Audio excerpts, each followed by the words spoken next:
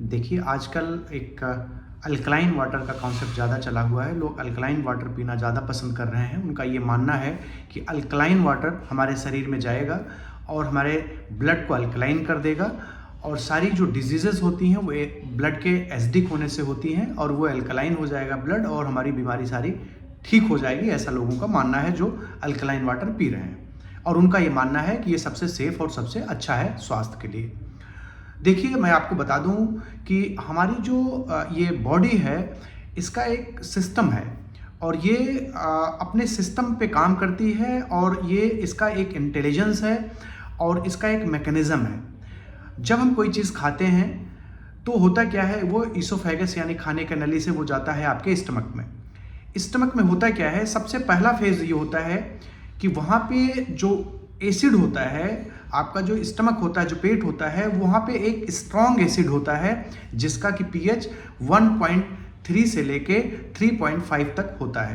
PH एक ऐसी value है जो कि किसी चीज़ के एसिडिटी को और अल्कलिनिटी को ये मेज़र करता है कि कौन सी चीज़ कितनी अल्कलाइन है, कौन कितनी एसिडिक है। ये 0 से 14 तक इसका स्केल होता है। 0 से 14, उसके बीच में 7 पड़ता है। अगर पीएच किसी का 7 है तो वो न्यूट्रल है। 7 से लेके 0 तक अगर किसी का पीएच है तो वो एसिडिक है, यानी 0 से 7 तक एसिडिक में आ गया, 7 न्यूट्रल हो गया, 7 से 14 हो गया वो अल्कलाइन हो गया। तो ये मेजरमेंट है और आपका जो स्टमक का जो एसिड है वो 1.3 से लेके 3.5 तक उसका पीएच होता है। अब ये पीएच इतना कम या इतना एसिडिक क्यों है, भगवान ने इसको क्यों ऐसा बनाया है? भगवान ने इसको इसलिए बनाया है कि इसके 2-3 काम हैं। एक तो अगर कोई चीज़ आप खा रहे हैं उसके साथ बहुत सारे बैक्टीरिया आते हैं, बहुत सारे फंजाई आते हैं, बहुत सारी चीज़ें आती हैं जो आपके बॉडी को इन्फेक्ट करती हैं। इन्फेक्शियस ऑर्गेनिज्म को वो जो एसिड होता है वो किल कर देता है। जो आपका फूड कंटेंट, जो आप खाना खाते हैं, उसको वो एसिड चूँकि पिघला देता है, उसको ये कह दिए सॉफ्ट कर देता है। तो उसका जो दूसरा काम हो गया सॉफ्ट करना उस एसिड का है। तीसरा काम क्या करता है, उसमें एक एंजाइम निकलता है पेप्सिन, जो प्रोटीन को डाइजेस्ट करता है।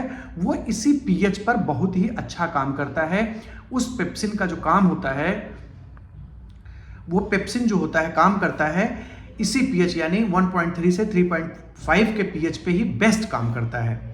तो ये सारी चीज़ें करने के लिए आपके स्टमक का जो पीएच है वो इस रेंज का होना चाहिए, यानी कि स्ट्रांगली एसिडिक होना चाहिए। और ये एसिड आपके पेट में इसलिए रह पाता है कि आपके पेट के अंदर की जो कोटिंग होती है, एक मोम की तरह एक कोटिंग होती है जिसको हम म्यूकस मेम्ब्रेन कहते हैं। म्यूकस की कोटिंग होती है जिसकी वजह से वो आपके पेट की स्किन को नहीं जला पाती, नहीं तो वो स्किन को ही नुकसान करने लगे।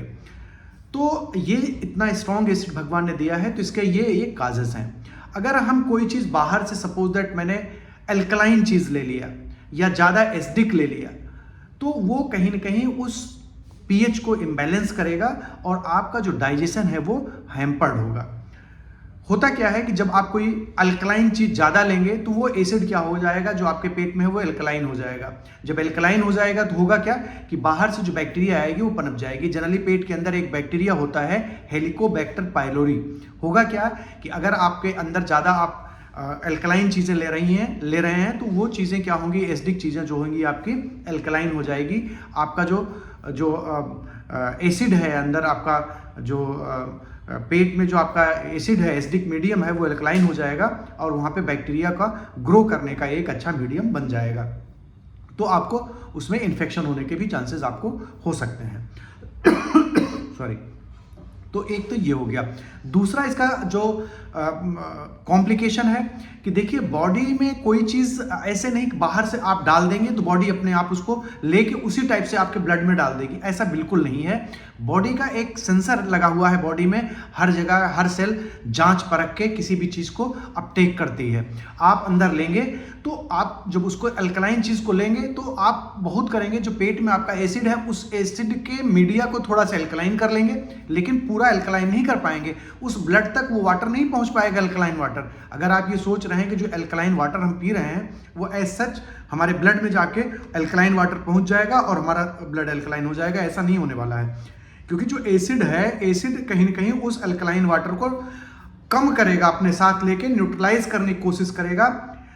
वहाँ तक ले आएगा कि आप पहले उसको न्यूट्रलाइज करेंगे। न्यूट्रलाइज करने के बाद जब ऊपर जाएगा तब वो अल्कलाइन होगा, जो कि इम्पॉसिबल है, जो कि प्रैक्टिकली पॉसिबल नहीं है, क्योंकि आप इतना पानी नहीं पी पाएंगे कि आप अपने एसिड को न्यूट्रलाइज करें।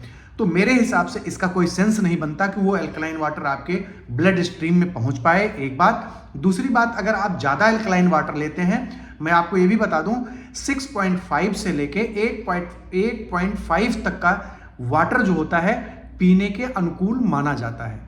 अगर मेरी ओपिनियन पूछें तो बेस्ट जो वाटर होता है वो न्यूट्रल होता है, जिसका पीएच न्यूट्रल है, यानी 7 जिसका पीएच है, वो वाटर आपके लिए बेस्ट है। क्योंकि न्यूट्रल वाटर जाएगा तो आपका जो स्टमक का जो कंडीशन है उसके हिसाब से वो ढल जाएगा।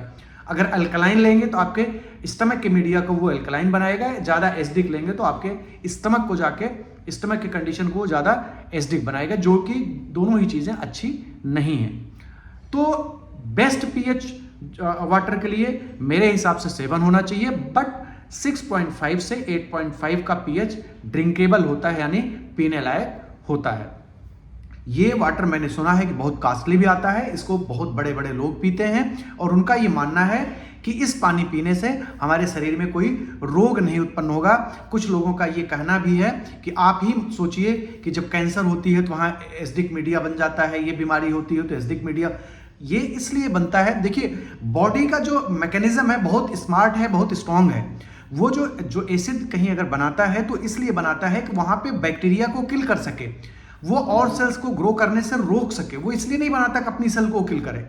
तो वो एक प्रोटेक्टिव फिनोमेना है। जैसे फीवर आना आपके हिसाब से बीमारी है, लेकिन फीवर आना कोई बीमारी नहीं है। फीवर बॉडी का एक प्रोटेक्टिव फिनोमेना है। जब आपको फीवर आता है, कब आता है? जब आपके बॉडी में कोई इन्फेक्शन होता है, आपके शरीर में कोई इन्फेक्शन होता है, तब आपके बॉडी का टेम्परेचर रेज होता है, टेम्परेचर बढ़ता है। जब बढ़ता है तो आप उसको बीमारी मान लेते हैं, बीमारी है नहीं। अब आप उसको कम करते हैं जबरदस्ती।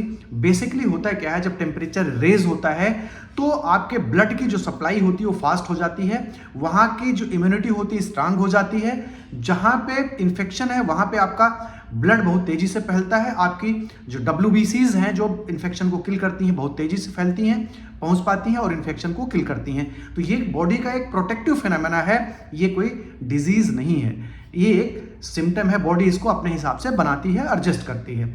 उसी टाइप से अगर कहीं मीडिया कोई किसी टिश्यू में अल्कलाइन हो रहा है, कहीं कहीं पे कोई एसिडिक हो रहा है, तो बॉडी उसको अपने हिसाब से बनाती इसलिए है कि वो जो वहाँ पे इन्फेक्शन हुआ है उसको वो आगे प्रोग्रेस ना होने दे, उसको वो किल कर सके।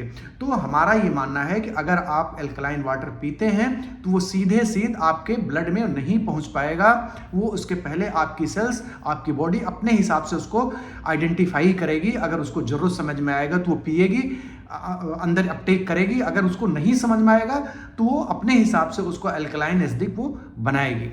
मेरे हिसाब से आपके लिए सबसे अच्छा वाटर जो होता है pH 7 का होता है, न्यूट्रल वाटर है, वो आप लीजिए, वो बेस्ट है, जो कि जनरली मिल जाता है।